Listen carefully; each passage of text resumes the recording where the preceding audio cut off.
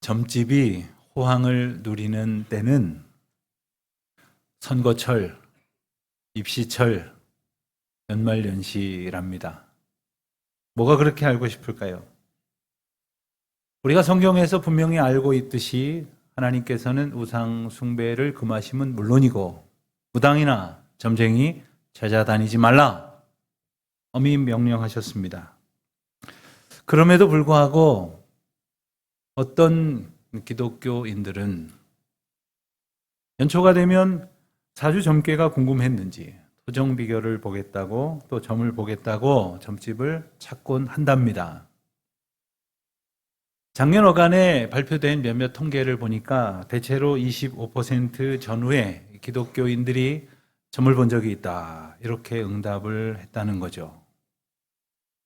또 요즘은 휴대폰으로 간단하게 몇 번 조작을 해서도 또 이렇게 점을 볼 수 있다니, 이 현상을 우리는 어떻게 이해를 해야 좋을까요? 이런 걸 가리켜서 신앙적 용어로는 저마다 영적인 갈급함이 있다, 이렇게 말을 할 수도 있지만, 문제는 이 갈급함을 어디서 어떻게 채움받아야 할런지를 잘 모르기 때문에 생기는 문제들입니다. 또한 동시에 우리가 인정해야 될 것이 하나 있어요. 인간은 완전하지 않다는 겁니다. 결핍의 존재다. 사실 우리가 무엇을 좀 가진 듯 하지만 이내 줄어들고 없어집니다. 결국 잃어버립니다. 소진되고 만나는 겁니다. 그런데 이것이 채워지지 않으면 살 수 없는 존재다라는 말입니다. 우리 몸만 해도 그렇죠. 우리가 수분이 부족하면 탈수 증상이 오고 또 그보다 더 심해지면 쇼크가 옵니다. 아주 취약해진 상태가 되는 거죠. 그렇다고 해서 아무거나 마셔서도 물론 안 됩니다. 아무리 목이 마르다고 해서 세상에 가장 많은 물이 무슨 물인 줄 아세요? 바닷물이죠. 그 바닷물 먹으면 더 갈증만 심해질 뿐입니다.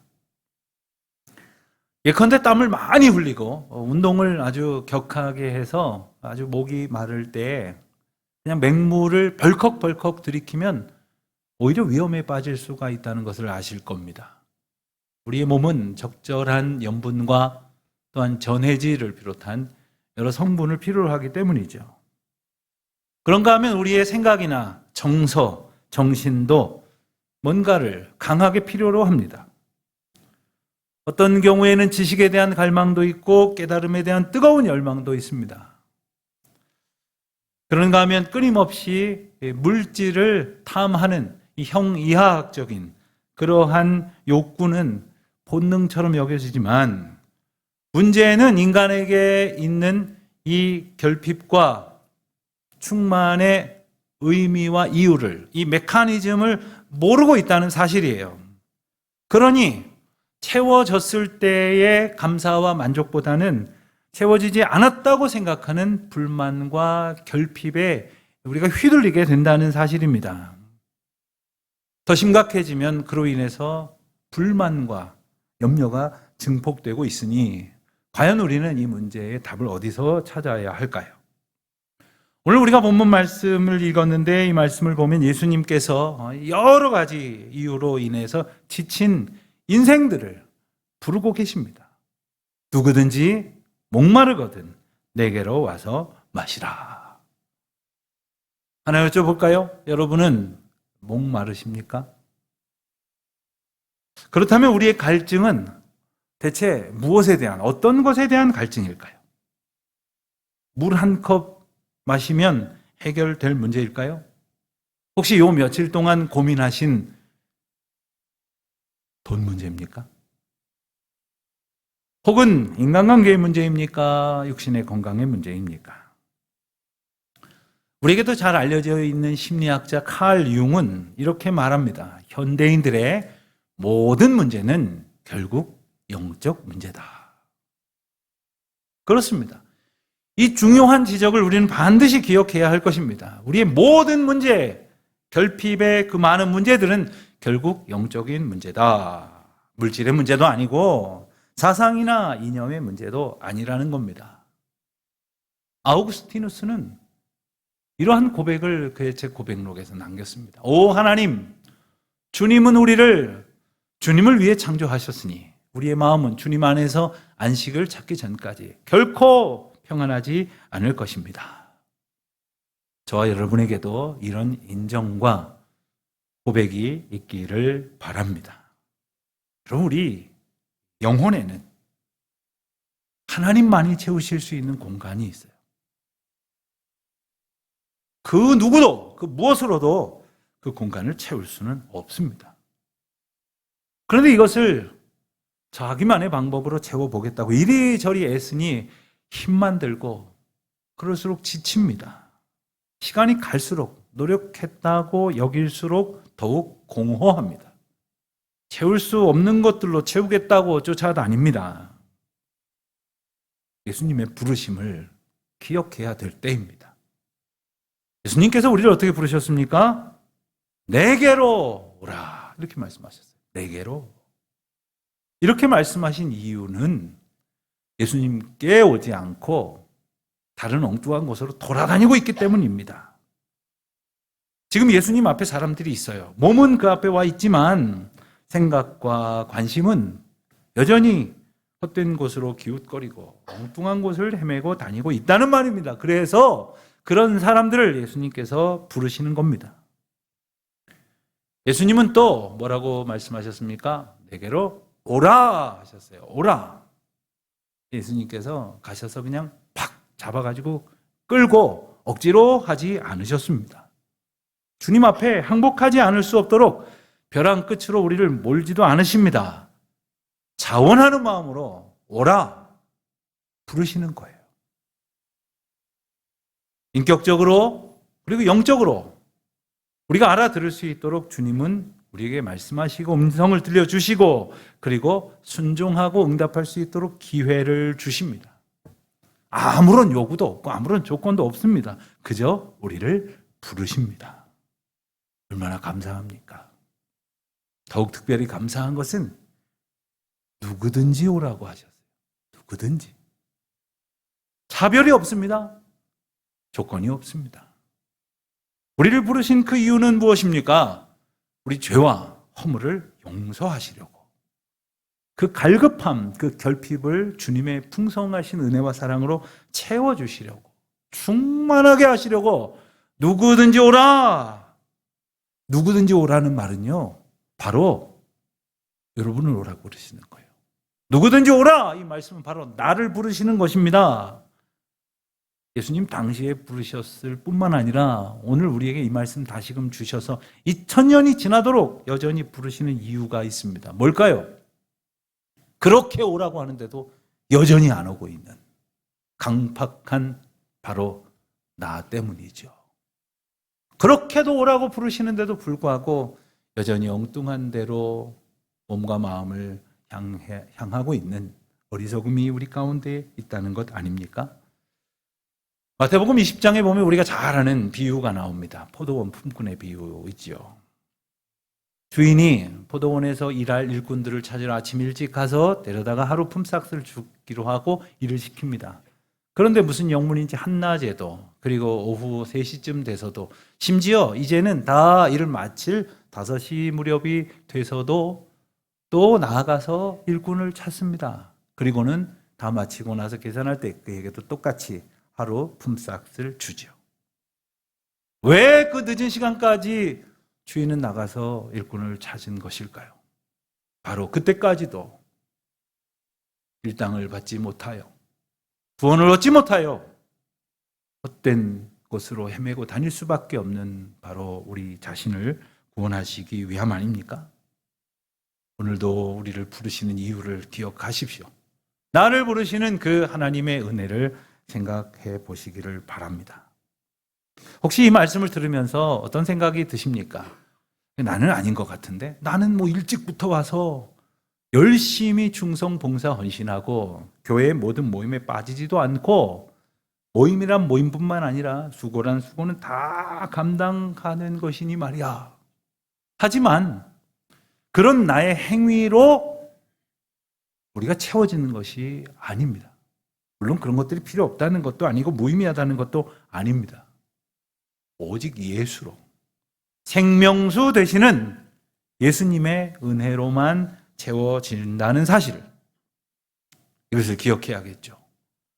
오늘 본문을 보면 예수님께서 이 말씀을 하시는 때는 초막절이라고 했어요. 마지막 날, 초막절은 일주일 동안 지키는 절기거든요. 초막절은 추수를 감사하며 초막을 짓고 그 광야에서 장막 생활을 할 수밖에 없던 때에도 여전히 하나님의 풍성한 은혜로 결실하게 하신 것을 감사함으로 고백하는 그런 절기입니다. 추수를 하면서 그들이 가진 생각과 드리는 찬송이 있어요. 이것은 나의 수고로 얻어진 것이 아니라 전적인 하나님의 은혜로 얻어졌다 하는 사실이죠. 감사하는 절기이지만 실상 백성들의 모습은 감사와는 거리가 멀었습니다. 거슬러 올라가 보시죠. 광야에서 이스라엘 백성들이 지나면서 그들은 하나님 앞에 감사하지 않았습니다. 오히려 계속해서 원망하고 불평했습니다. 하나님께서 그들에게 절기를 주신 이유가 바로 여기에 있습니다. 하나님을 잊지 말라고. 하나님의 은혜를 언제나 기억하도록 하나님께서 베푸신 은혜를 다시금 되새기는 날이 바로 절기였던 거예요. 여러분, 우리 절기는 어떨까요? 이제 명절, 설 명절 연휴를 우리가 맞게 되는데 우리 한 주간의 명절은 어떤 의미일까요? 하나님, 그 거룩하신 이름을 알지 못하는 사람들은 그저 자신들의 안락을 위해서 쉬고 또 조상을 신으로 삼아서 조상신에게 절하고 감사하지만 우리는 압니다. 이 모든 것이 하나님의 은혜요. 우리 날마다의 삶이 주님의 은총 가운데에 채워져 있음을 우리가 알게 되는 것이죠. 이것을 기억하도록 주신 명절임을 기억하고 기쁨으로 누리는 이 한 주간이 되시기를 바랍니다. 하나님께서 이스라엘 백성들을 감사로 변화시켜 주신 것은 그들에게 은혜와 구원이 있음을 깨닫게 해주셨기 때문입니다. 애굽에서 그렇게 노예로 죽을 수밖에 없는 인생들, 그리고 번짐을 받았으나 홍해를 갈라 그리고 광야를 지나 기근과 고통 속에서 그 어려움을 겪었지만 살리신 주님, 그것은 그들의 능력 때문이 아니라 하나님의 인도하심에 순종함으로 구원을 얻은 것이죠. 이 모든 것이 하나님의 은혜임을 다시금 기억하도록 베푸신 초막절 절기를 그들이 보내고 있습니다. 일주일이나 지났습니다. 이제 마지막 날이 되었습니다. 그러면 충분한 거 아닐까요? 하루 이틀도 아니고 일주일이나 됐는데요. 그런데 예수님께서는 마지막 날에 사람들을 부르십니다. 내게로 오라.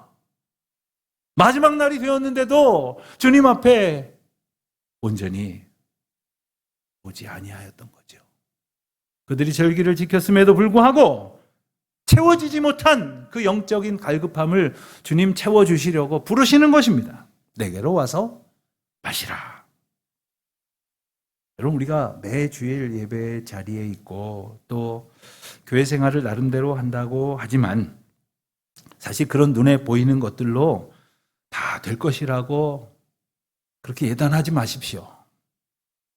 그것이면 충분할 거라고 방심하지 마시고 오직 예수로만 충만하시기를, 더욱 예수로만 충만하시기를 축원드립니다. 그렇다면 예수님께서 말씀하신 이 생수는 구체적으로 뭘까요? 39절을 한번 보시겠습니다. 이는 그를 믿는 자들이 받을 성령을 가리켜 말씀하신 것이라. 그렇습니다. 성령을 의미하는 겁니다. 성령은 믿는 자들에게 주어집니다.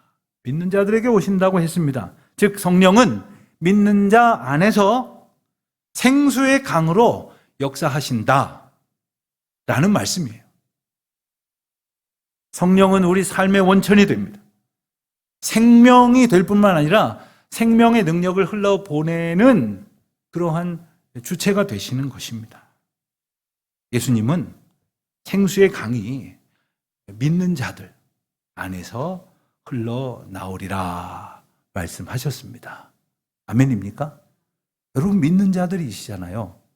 그러니까 여러분들 안에서 생수의 강이 흘러나올 것이라고 말씀하셨습니다. 그런데 왜 아직도 그렇게 자신 없는 표정들이세요? 이런 생각 때문입니까? 아유, 내 속에, 우리 속에 뭐 선한 게 있겠어? 그렇습니다. 우리 속에 선한 게 없으면 선한 게 흘러나올 거라고 기대를 할 수 없는 겁니다. 우리 속에 아무것도 없으면 아무것도 나올 것이 없고 헛된 것이 있으면 헛된 것밖에 나올 수가 없는 겁니다. 우리 안에 예수 그리스도가 계시다면 생수의 강이, 성령의 능력이 흘러 넘칠 줄 믿습니다. 저는 이 말씀을 묵상하면서 어릴 적에 한 장면이 생각이 났어요. 동네마다 뻥튀기 아저씨들이 다녔죠.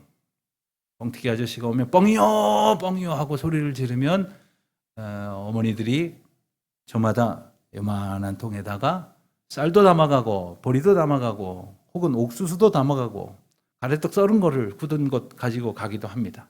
그거 넣고 이제 뜨거운 불에다가 한참을 돌리고 나서 시간이 지나서 어린이들 좀 물러가라 하고서는 어떻게 탁 하면 펑 하고서는 그 그물망으로 튀기가 쫙 쏟아져 나옵니다. 뭐가 나올까요? 쌀을 넣었으면 쌀튀밥이 나올 것이고 옥수수를 넣었으면 옥수수 튀긴 것이 나올 겁니다. 우리 안에 예수께서 거하시면 예수의 능력이 나올 줄 믿습니다. 우리 안에 예수의 영이 풍성한 은혜로 우리를 붙드시면 거룩한 역사가 흘러 넘칠 줄 믿습니다.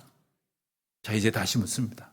여러분에게는 성령의 역사가 흘러 나오십니까? 뭐 부담스러워하지 마십시오. 우리 능력이 아닙니다. 불가능한 것이라고 생각도 마십시오. 나와 상관없는 이야기도 아닙니다. 성령께서 우리 가운데 거하실 때 전적인 하나님의 역사와 은혜로 일하실 것이니 다만 그분을 의지하시기를 축원합니다. 예수님 말씀 가운데 우리가 놓치지 말아야 될 단어가 하나 더 있습니다. 그것은 뭐냐면 마시라 고 말씀하신 동사입니다. 마시라. 그래서 마시는 것은 가장 구체적이고 능동적인 응답이 될 것입니다. 마시라 하신 명령, 그래서 마시게 하셨을 때 베푸신 은혜가 뭘까?